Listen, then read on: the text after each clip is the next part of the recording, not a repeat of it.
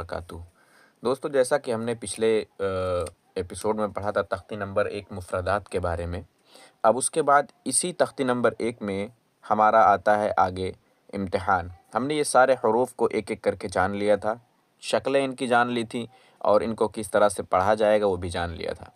آج ہم پھر سے کوشش کرتے ہیں اس امتحان میں ایک ایک حرف کو پہچاننے کی، کیونکہ جن کا شروعاتی دور ہے ان کو پہچاننا تھوڑا مشکل ہو جائے گا، اس لیے میں اسے آسانی کے ساتھ پڑھ کر بتا دیتا ہوں۔ سب سے پہلے یہ حروف آپ دیکھ رہے ہیں، یہ حروف اس شکل کے 3 حروف آتے ہیں۔ ایک آتا ہے با، ایک آتا ہے تا، ایک آتا ہے سا۔ با پر 1 نقطہ ہوتا ہے، تا پر 2 نقطہ ہوتا ہے، سا پر 3 نقطہ ہوتا ہے۔ تو اس حساب سے اگر ہم دیکھیں گے تو یہ ہمارے اس پہ 2 نقطہ ہے، تو یہ اس حساب سے تا ہوا، ٹھیک ہے۔ تا پر ہمیشہ ہی 2 نقطہ ہوگا اور وہ اوپر کی طرف ہوگا، تو یہ تا ہے، یہ طا ہے، ٹھیک ہے۔ تا پا، پا کے بعد ظا آتا ہے، اسی شکل کا آتا ہے، اس پہ 1 نقطہ ہوتا ہے، ابھی آگے وہ بھی آ رہا ہے، ٹھیک ہے۔ تا، طا، سا 3 نقطہ اوپر کی طرف، سین چھوٹی سین ہے، بڑی شین، صاد، حا، ہا، خا، قاف، ذال، زا، ضاد، وا، الف، عین، نون، با، فا، غین، یا، تا، میم، لام، دال۔ تو یہاں یہ جو حروف لکھے ہوئے تھے ایک ایک ترتیب کے ساتھ، اب اسی کو یہاں پر الٹ پلٹ کر لکھا گیا ہے تاکہ ہمارا یاد جو ہے تھوڑا پختہ ہو جائے اور ہم کو پہچاننے میں آگے بھی آسانی ہو، کیونکہ آگے جتنے بھی قاعدے یا تختی آئیں گے ان میں یہ حروف الٹے پلٹے طریقے سے ہی لکھے ہوئے ہوں گے، ٹھیک ہے۔ تو اسی لیے یہاں امتحان دیا گیا ہے، اس کو آپ لوگ خوب اچھے سے سمجھ لیجئے اور خوب اچھے سے اس کے نقش کو اپنے دماغ میں بیٹھا لیجئے اور ان کے نقطوں کو پہچان لیجئے کہ کس حروف پر کتنے نقطے ہوتے ہیں، تو آپ کو آگے چل کر بہت ہی آسانی ہوگی انشاءاللہ۔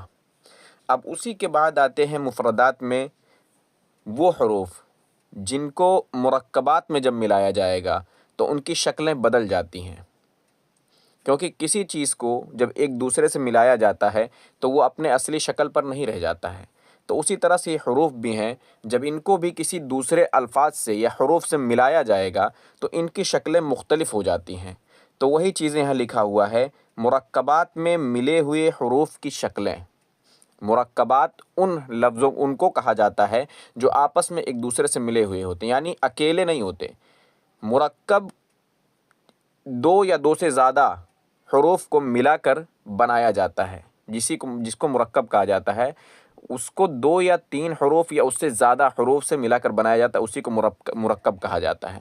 یعنی مرکب ہمیشہ جو ہے کسی کے ساتھ ملا ہوا ہوگا، کبھی اکیلا نہیں ہوگا۔ مفردات جو ہے مفرد کی جمع ہے، اور اس کے بعد یہاں آتا ہے مرکبات، مرکب کی جمع مرکبات ہے، ٹھیک ہے۔ مرکب مطلب ملا ہوا اور مفرد مطلب اکیلا، ٹھیک ہے۔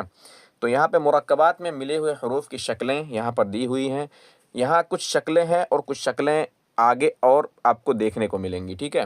یہاں پر وہ شکلیں جو اکثر آیتوں میں، سورتوں میں، قرآن پاک میں ملا کر لکھی جاتی ہیں، وہ ساری شکلیں یہاں پر دی گئی ہیں۔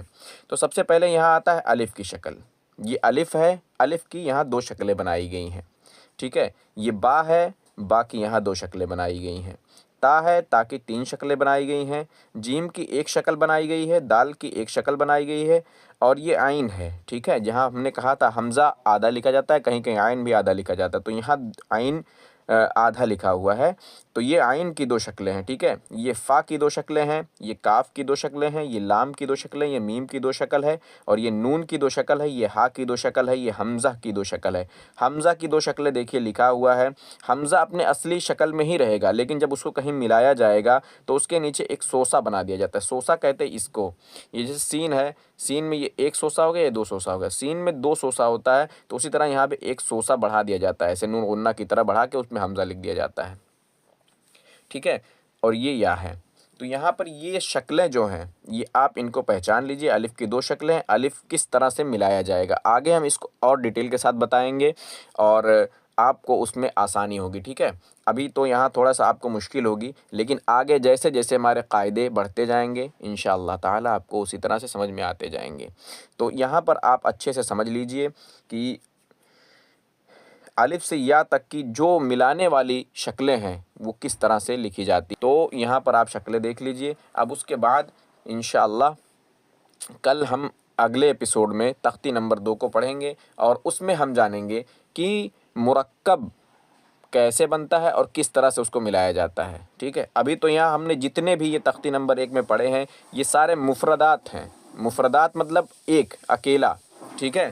اکیلے اکیلے جو ہوتے ہیں ان کو مفرد کہا جاتا ہے، اور جو ملا کے بنے ہوئے ہوتے ہیں ایک یا دو سے زیادہ حروف سے مل کر بنتے ہیں تو ان کو مرکبات کہا جاتا ہے، ٹھیک ہے۔ مرکب مطلب ملا ہوا، اس کو آپ دماغ میں بیٹھائیں۔ مرکبات مطلب ملا ہوا، اور مفرد مطلب اکیلا، ٹھیک ہے، واحد، ٹھیک ہے۔ تو یہ ساری چیزیں دماغ میں رکھیے اور اس کو آپ اچھے سے ذہن نشین کر لیجئے، کیونکہ یہی سارے حروف جو ہیں یہی آگے چل کر ہمارے کام آئیں گے، اور انہی سارے حروفوں کا مجموعہ جو ہے وہ قرآن پاک پورا کا پورا انہی سارے حروف کا مجموعہ ہے، ٹھیک ہے۔ کیونکہ قرآن پاک میں ان کے علاوہ کوئی اور حروف آیا ہی نہیں ہے، یعنی الف سے لے کر یا تک جتنے بھی حروف ہیں وہی قرآن پاک میں ہیں، پورے کے پورے 30 پارے میں یہی سارے حروف آپ کو ملیں گے، کوئی دوسرا حروف آپ کو باہر سے دیکھنے کو نہیں ملے گا۔